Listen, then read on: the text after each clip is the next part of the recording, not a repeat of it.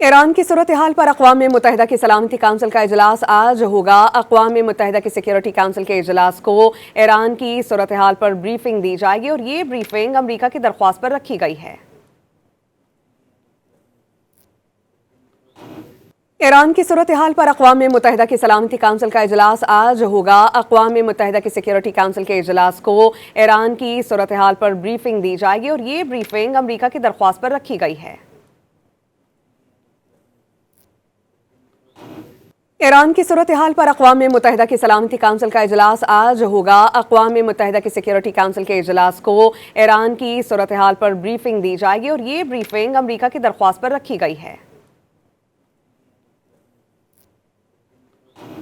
Iran की सूरत हाल पर अक़वाम मुत्तहिदा की सलामती काउंसिल का इजलास आज होगा। अक़वाम मुत्तहिदा की सिक्योरिटी काउंसिल के इजलास को ईरान की सूरत हाल पर ब्रीफिंग दी जाएगी और ये ब्रीफिंग अमरीका की दरख्वास्त पर रखी गई है।